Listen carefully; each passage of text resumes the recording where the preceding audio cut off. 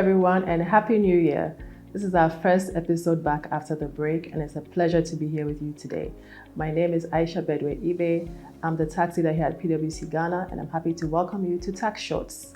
Today, I'm joined by my colleague Lorna Ondu, who's a senior associate in our indirect tax team, and is also here on a global mobility assignment from our office, PwC in Kenya.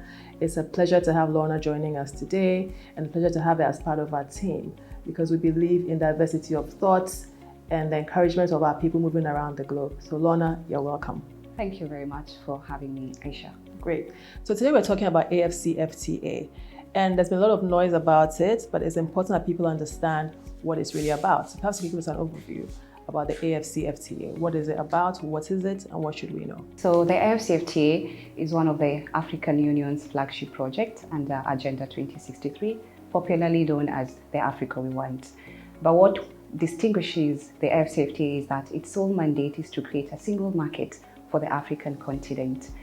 This will be done through facilitating trade for free movement of persons, goods, and investment within the continent.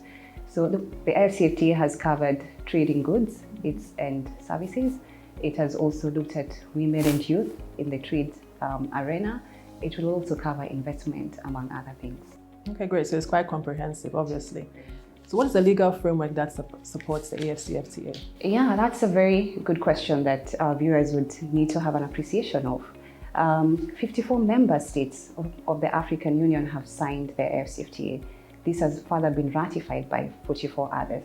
To give a distinction is that the 44 member states have gone a step further and ratified in instruments of ratification. They've deposited instruments of ratification at the African Union.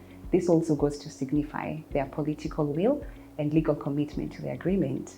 Having given that background, the AfCFTA is quite the comprehensive pack. It's made up of the mother agreement and its protocols. The protocols are also further divided into annexures and appendices. So for instance, if you're to look at the protocol on trade in goods, we'll find under Annexure 2 rules of origin that the state parties are expected to adhere to. If we look further under Annexure 2 of the rules of origin, we're going to find an appendix on certificate of origin, giving the structure of the certificate of origin for the AfCFTA. I think we can also highlight the institutional framework for the AfCFTA. Yeah? So at the apex sits the AU Assembly. This is made up of the African heads of states. Yeah? They are supported by Council of Ministers, mainly within the trade and economic sphere. We can also appreciate that the AfCFTA being, in as much as it's a regional agreement, it's going to be implemented at the national level. So there are various committees within the regional and the national space who will be assisting with the implementation of the AfCFTA. Okay, great. That's a really good overview. Thank you, Lorna. There's a lot of information out there, and that's part of what we are trying to do, educate the public. But I think a key thing on everybody's mind is, what are really the benefits of the AfCFTA? What is the difference? Why should they care? There are a ton of benefits we can highlight, but one of the benefits I would like to mention is the financial benefit. The AfCFTA promises through tariff concession reduction of import duty on goods that will be traded among the state parties, and this will be progressively eliminated over a number of years. So goods that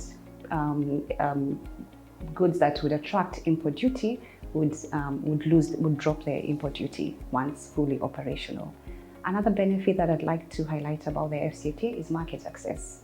So for example, a trader who was based here in Ghana, under the AfCFTA, they have the opportunity to trade with over 40 other countries. So they're able to expand their service and product offerings to other markets. Lorna, let me just interrupt you there. So I think the key there is that whilst they have access to greater markets, they have access to greater markets at almost zero import and export duties, correct? True. I think that's the key. That's the key. That's very true, Aisha. And also another benefit I think a lot of us can benefit from for the AfCFTA is that it's not similar to your traditional free trade agreements that primarily focus on trade of tangible goods and products. The AfCFTA has gone a notch further and incorporated trade in services. It has also appreciated the power of digital trade and gone a step further and given a protocol on digital trade. We also appreciate the inclusivity that the agreement covers when it comes to certain groups within our communities. So it's also looking at women and youth and giving a special provision for women and youth trading under the AfCFTA. So Lorna, what is the one thing or maybe a few things that you want to leave people with when it comes to the AfCFTA? Thank you for that, Aisha. There's so much we can leave when it comes to the AfCFTA. But the AfCFTA promises that once fully operational, we're going to uplift more than 30 million Africans from extreme poverty and another 70 million thereabouts from moderate poverty. I think it's a call to all of us to appreciate that AfCFTA is here for our good.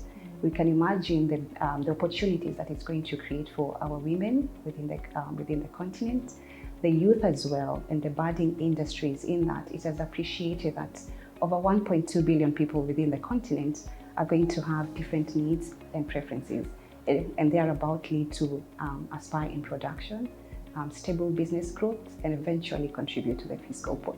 The Africa we want, indeed. The Africa we want.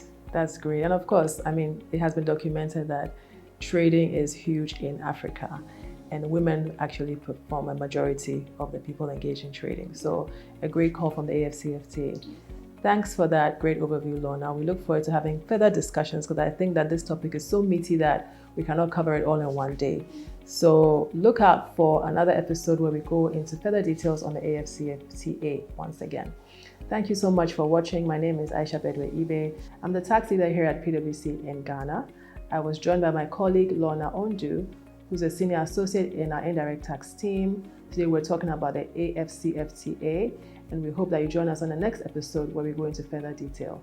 Thank you and God bless.